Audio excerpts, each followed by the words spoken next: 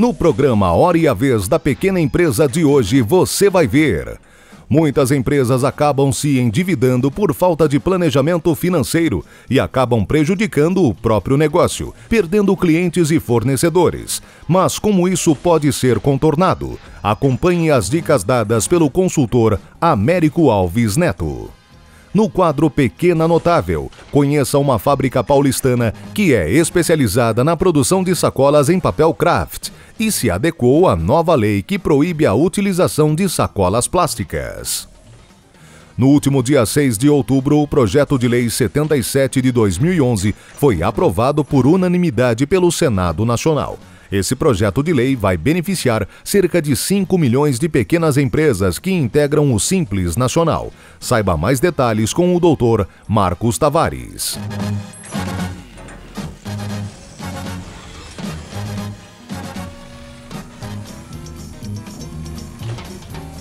Confira agora a mais uma entrevista no programa A Hora e a Vez da Pequena Empresa. A história demonstra que muitas pessoas falam sobre muitos temas. Muito poucos têm a bagagem, a experiência vivida e, mais do que isso, sentaram numa cadeira onde tomaram as decisões. O nosso convidado de hoje é o ex-ministro da Fazenda, Maílson da Nóbrega. É um prazer tê-lo conosco, ministro. Prazer é meu, Cori. Ministro, o senhor, quando era ministro da Fazenda, já era sensível à causa da micro e pequena. Hoje, todos os empresários do Brasil inteiro e do mundo estão estarrecidos ou preocupados com a crise mundial. Qual a sua visão da crise mundial? Chega ao Brasil, não chega? Olha, seguramente é a maior crise desde os anos 30 e pode ter repercussões tão dramáticas quanto daquele tempo. Mas o que está em jogo é tanto. Por exemplo, o euro é mais do que uma moeda única. É parte de um projeto de integração europeia que tem aspectos geopolíticos fundamentais. E por trás disso está todo um esforço que começou logo após a Segunda Guerra Mundial de agir no sentido de evitar a repetição do desastre, da catástrofe das guerras europeias. E a saída para inibir esse desastre foi a integração. A integração cada vez maior. Você pode discutir hoje se o euro entrou na hora certa, se ele deveria ter sido estendido a tantos países, mas isso não é o que está em discussão agora. O que está em discussão agora, os líderes europeus têm interesse em manter o euro? A minha avaliação, sim. Eles não serão irresponsáveis para deixar que esse projeto naufrague. Porque o naufrágio do euro não seria apenas um desastre para o projeto europeu, seria um desastre para o mundo. É verdade. Porque a ele estaria associada uma crise financeira de proporções gigantescas, inimagináveis, que engolfaria o mundo todo. Portanto, eu trabalho com um cenário em que o euro sobrevive, que a Grécia tem uma saída para o seu excessivo endividamento, essa saída será ordenada, com os credores concedendo um generoso desconto para a dívida grega, porque ela é impagável, qualquer analista sabe disso. A Grécia precisa não apenas situar sua dívida num limite suportável, como restabelecer algum dinamismo na sua economia. Comenta-se que em torno de 70% da dívida dos bancos, o crédito dos bancos, está concentrado em Portugal e Espanha, que também está começando a ter um risco econômico. Qual a sua avaliação? Esse risco é real? Não, eu excesso de pessimismo? Não, esse número 70% ele não condiz com a realidade. Não, até porque regras de diversificação de carteira, de portfólio, existem há muito tempo. Então, nenhum banco pode concentrar 70% de seus créditos no único cliente. O número, no entanto, é gigantesco, não é? Por exemplo, quando você considera Grécia, Irlanda, Portugal, Espanha e Itália, que são os países que seriam primeiramente envolvidos nesse desastre, eles têm uma dívida pública de 3 trilhões e 300 bilhões de euros. Os bancos europeus tem uma exposição a estes países, não apenas no setor público, mas também no setor privado, que também quebraria, Claro. da ordem de 1 trilhão de euros. Portanto, os bancos não aguentariam. E por isso, o perdão parcial da dívida grega terá que ser associado a uma recapitalização dos bancos. E este é o discurso. Ninguém tem dúvida mais hoje na Europa de duas coisas. Primeiro, o euro vai ser salvo. Segundo, vai ter uma saída para a situação grega sem quebrar os bancos. Como é que isso deverá refletir no Brasil? Olha, se irá refletir e qual a dimensão na sua avaliação? Primeiro, o Brasil está muito mais preparado para enfrentar crises dessa natureza, né? Isso é um processo que nós aprendemos ao longo de vários anos, das mudanças institucionais que aconteceram no país, do fortalecimento do sistema financeiro, do trabalho que foi feito pelo PROER, né? O programa até hoje pouco entendido, né? Mas foi um programa muito bem sucedido e ele está na raiz da atual solidez do sistema financeiro brasileiro. O país tem um nível de reservas internacionais muito confortável, nós temos em reservas mais do que a dívida externa. A dívida interna brasileira hoje ela tem um perfil muito melhor do que em qualquer outra época. O prazo médio da dívida está em torno de 3,5 anos. Para você ter uma ideia, a americana é 5 anos e meio.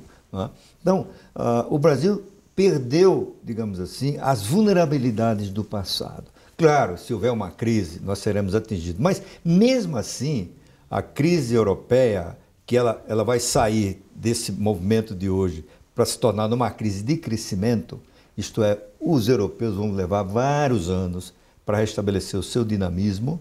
Não é? Alguns países vão ter recessão ao longo desse período. Um ou outro vai crescer um pouco, como é o caso da Alemanha, provavelmente dos países nórdicos.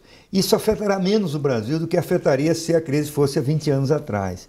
Porque a nossa dependência em relação à Europa é muito menor do que em qualquer outra época recente. O nosso grande parceiro hoje é a China.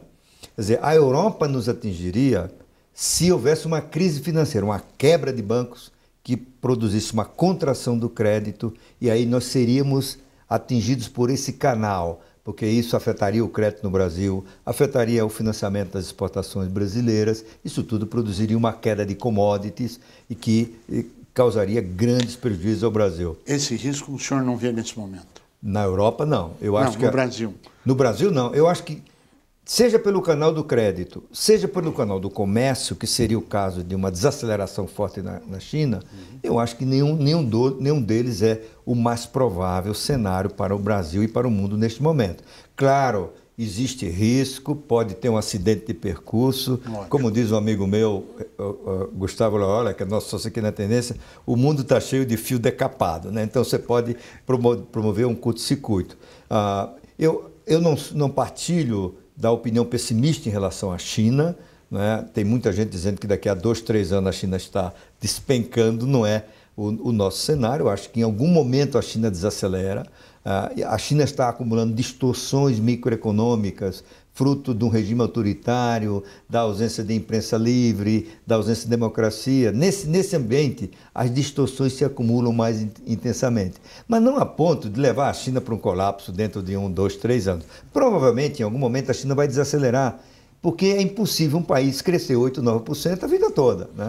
É verdade. Então, em algum momento, os ganhos enormes de produtividade que explicam o grande desempenho econômico da China vão diminuir. Não é? Então, eu diria que, portanto, número 1, o Brasil está mais preparado para o espocar de uma crise, se isso acontecer, acho que não vai, não piora mais do que está acontecendo. Né? Só um parênteses, os sinais são crescentes de que os líderes europeus vão adotar a medida que a pessoa está chamando bazuca. Ou seja, é preciso uma bazuca para atingir a crise. Que bom! E essa bazuca vai implicar um acordo muito poderoso, ninguém sabe qual é, né? Porque o que está em jogo é tanto que justifica medidas também heróicas, tá certo? Para matar de vez a incerteza quanto ao futuro da Europa. Nós temos assistido pela grande imprensa manifestações na porta de bancos dizendo chega de ganância, chega de capitalismo, mudando. Qual a sua avaliação? Isso irá se estender pelo mundo? Isto vai ser uma coisa pequena? Aqui na Tendências vocês analisam todos os cenários. Aqui tem experts, né, e homens do seu naipe, da sua experiência, que são seus sócios e associados. Qual é a análise desse cenário, ministro? Olha, o que acontece no mundo é muito natural. Seja o caso grego, né, a Grécia tem uma crise que é a maior de sua história recente. É verdade. As pessoas viveram na Grécia durante anos um ambiente irreal. É verdade. Né? A queda dos juros na Grécia por força da entrada no euro, a expansão do crédito, deu uma percepção aos gregos que eles já tinham chegado a um nível de enriquecimento semelhante ao alemão. Então eles foram às compras, se endividaram, o governo se endividou e a conta chegou. Quer dizer, a Grécia estava vivendo acima de suas possibilidades. E agora a realidade chegou, a ficha caiu, como se diz. Mas tem que pagar a conta. Agora tem que pagar a conta e ninguém vai pagar essa conta. Ninguém quer pagar, é natural que não queira. Porque imagine eu e você, gregos, que tivemos acesso ao carro, não é? Às férias na Europa, à casa própria, e agora alguém vem dizer que você não tem mais emprego, que você não pode pagar a sua dívida e que você vai pagar mais imposto. Ninguém aceitará isso, claro, naturalmente. É por isso que nesse momento o país precisa de líderes que expliquem à população a natureza da crise e a necessidade do sacrifício. A Grécia não tem isso hoje. Aliás, a Europa não tem. Nos Estados Unidos e em outros países, o que nós vemos é uma insatisfação geral com a crise. A percepção de que os bancos são os culpados por tudo que aconteceu. Os bancos têm sua culpa, né? Mas não são os únicos culpados. Essa é uma crise de causas muito complexas, que envolve variados fatores, mas os bancos são visíveis, né? E, por outro lado, como eles cometeram muitos erros, e como continuam ganhando dinheiro, é natural que as pessoas associem a uma certa insensibilidade dos bancos, né, à crise atual. Por outro lado, nos Estados Unidos, eles foram tratados de forma generosa mesmo, em matéria de tributação, e portanto, isso causa um ambiente de revolta que, a meu ver, não terá maior consequência, não é? Porque esse movimento ele tem um seu lado ingênuo, não é? Como se fosse possível acabar com o sistema financeiro, né? Gostemos ou não de banco, claro, uma sociedade moderna não vive sem bancos para cumprir duas funções essenciais.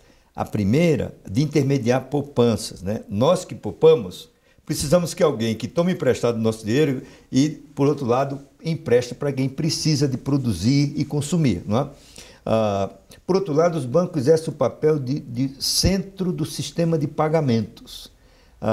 Quando a gente paga uma conta, viaja, paga o colégio das crianças, o tratamento de saúde, compramos roupa, compramos comida, por trás disso tem todo um sistema complexo, né, que faz as compensações e esses pagamentos fluem.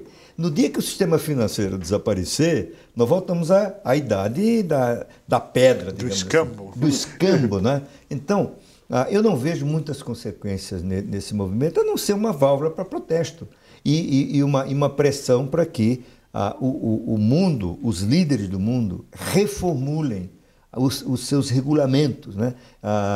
Como disse o presidente do Banco Central americano, esta crise não vai promover uma revolução, ela vai promover uma evolução na forma como os governos regulam a atividade financeira para prevenir a repetição dessas crises.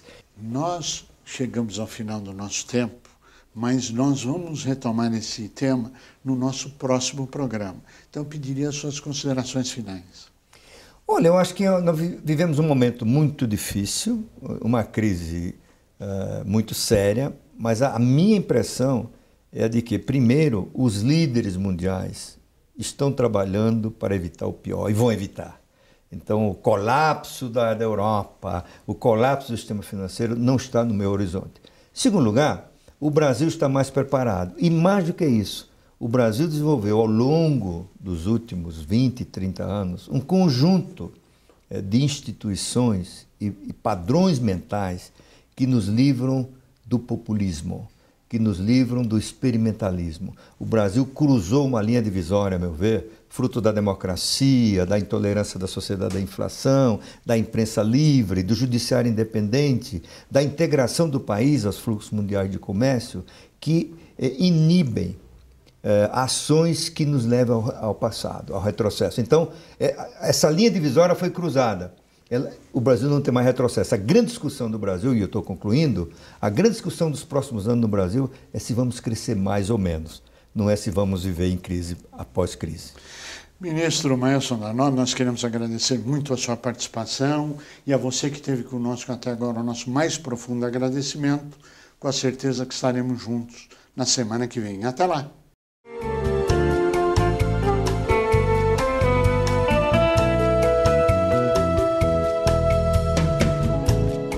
No último dia 6 de outubro, o projeto de lei 77 de 2011 foi aprovado por unanimidade pelo Senado Nacional. Esse projeto de lei vai beneficiar cerca de 5 milhões de pequenas empresas que integram o Simples Nacional.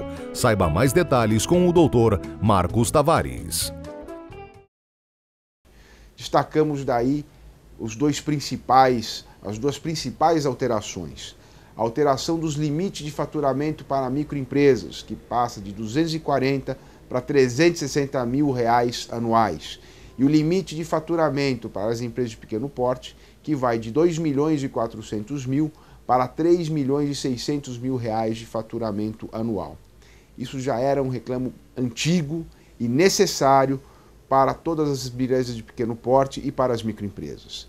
Outra questão importante também, fundamental, posso dizer, para a manutenção e a formalização das microempresas e empresas de pequeno porte é a possibilidade agora de elas parcelarem em até 60 meses as dívidas, eventuais atrasos relativos aos tributos abrangidos pelo Simples Nacional. Também uma necessidade importante e que foi reconhecida pelo Senado Federal, pela Casa Civil e pela Câmara dos Deputados. É verdade que ainda há mais o que aperfeiçoar na Lei Geral da Micro e da Pequena Empresa, como, por exemplo, maior abrangência das atividades que possam aderir ao Simples Nacional.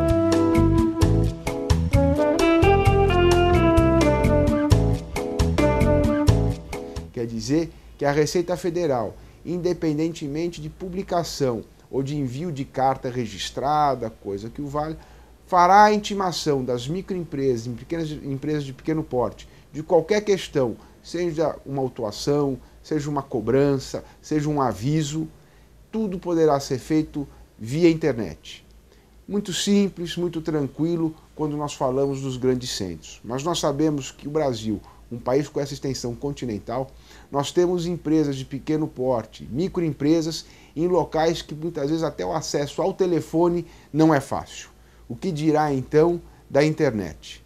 Esperamos que, como esse dispositivo depende de regulamentação do Comitê Gestor do Simples Nacional, que o Comitê Gestor esteja atento e sensível a essa realidade brasileira, fazendo com que não se crie distorções ou presunção de intimação, gerando grande prejuízo e levando à informalidade e até à quebra microempresas e empresas de pequeno porte simplesmente pela dificuldade de acesso à internet.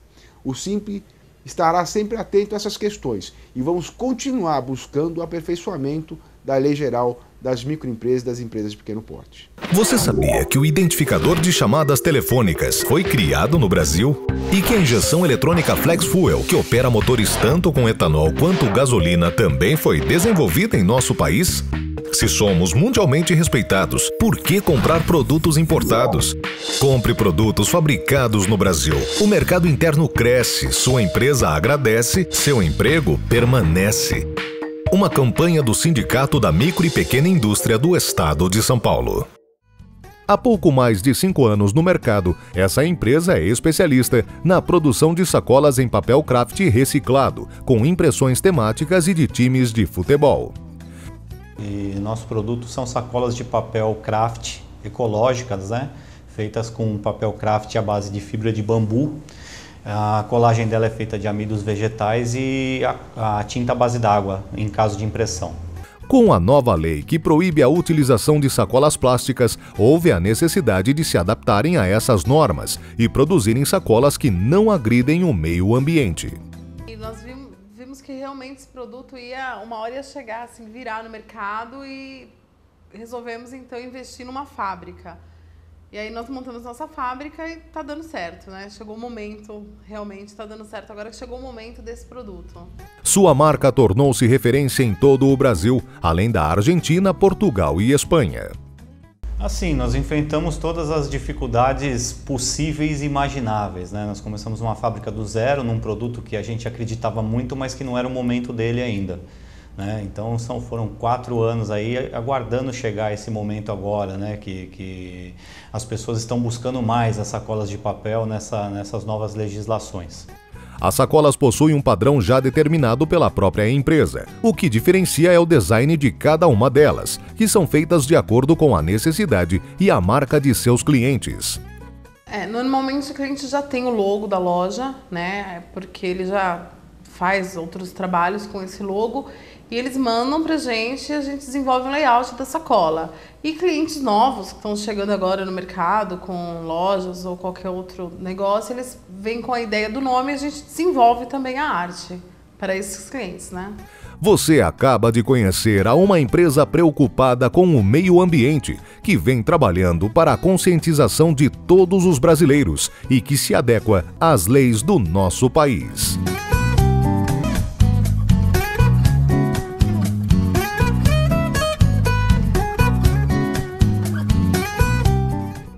Muitas empresas acabam se endividando por não conseguirem se organizar financeiramente e acabam prejudicando o próprio negócio, perdendo clientes e fornecedores. Uma das maneiras para sair desse problema é correr atrás de um novo sócio que tenha um capital que possa quitar a dívida e atender às novas demandas.